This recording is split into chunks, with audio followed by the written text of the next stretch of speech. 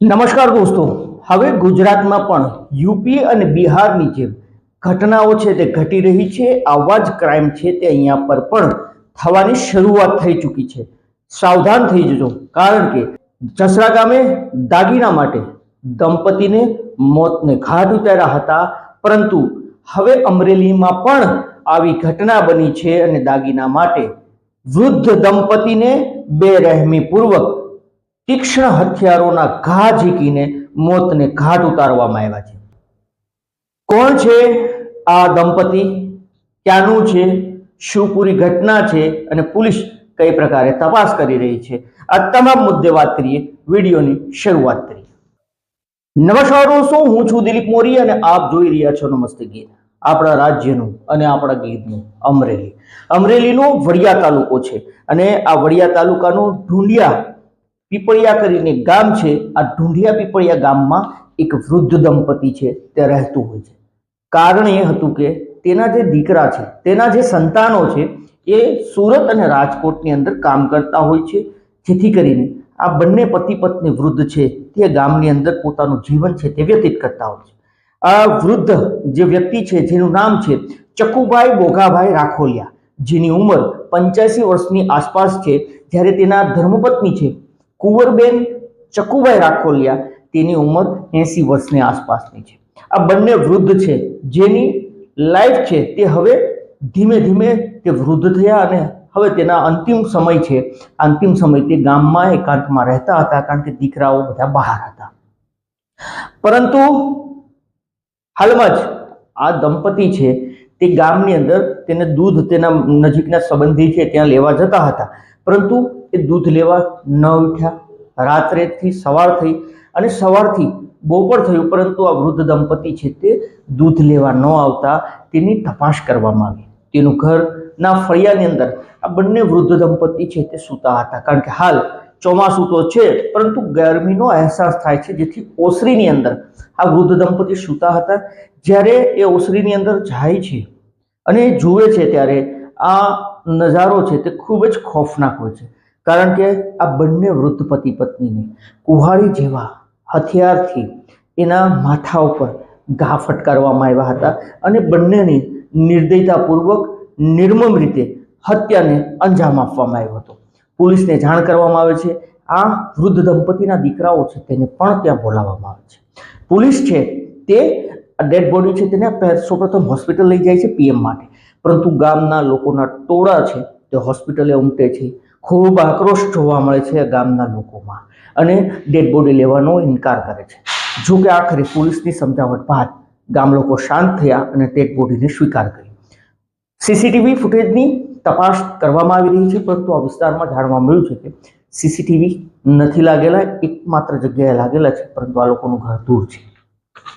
આ લોકોની જ્યાં હત્યા થઈ છે ગામની અંદર પોતાના જ ઘરમાં પોલીસે તપાસ કરી. શરૂઆતમાં લાગતું હતું કે શું કારણે અને કોણે હત્યા કરી છે, લૂંટ થઈ છે કે નહીં. સૌપ્રથમ એ નહોતું લાગતું, કારણ કે ઘરેણા હતા સોનાના, એ ત્યાં મળી આવ્યા હતા.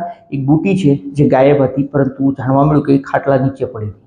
વૃદ્ધ દંપતીએ જે વૃદ્ધાએ ઘરેણા પહેર્યા હતા એ નહોતા લઈ ગયા.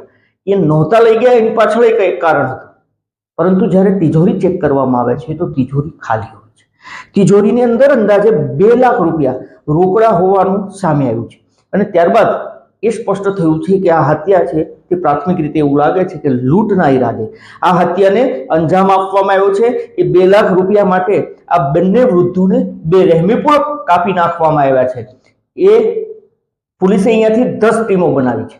એ જ્યાં ગામ છે અને આ લોકોનું મકાન છે ત્યાંથી અલગ અલગ 4 ગામોમાં જવાના રસ્તાઓ છે, જેથી એ 4 ગામોમાં પણ પોલીસે તપાસ શરૂ કરી છે કે જે પણ કોઈ આરોપીઓ છે યા તો આ ગામનો છે યા તો પછી આ 4 ગામનો છે કે અન્ય કોઈ, એની તલાશ અત્યારે શરૂ છે, કારણ કે બીજા ગામોમાં પણ સીસીટીવી ફૂટેજ છે કે નહીં પોલીસ તપાસ કરી રહી છે.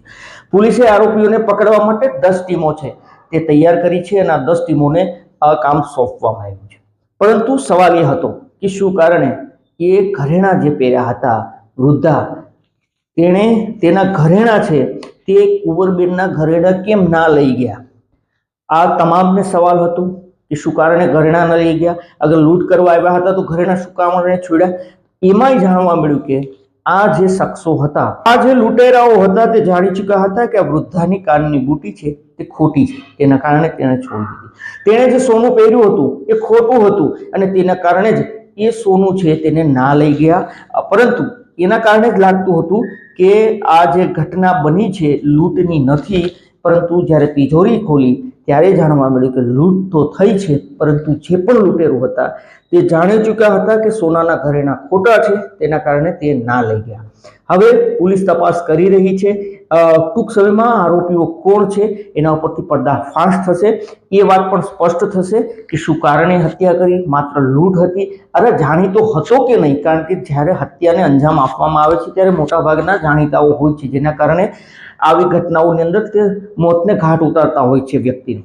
આવા મામૂલી રૂપિયા માટે, મામૂલી પૈસા માટે અત્યારે લોકો છે તે નિર્દયતાપૂર્વક, જેમ જાનવરને નથી કોઈ જાનવરને આ રીતે મારતા પણ લોકો અચકાય છે, પરંતુ માણસને મારતા આવા લોકો અચકાતા નથી.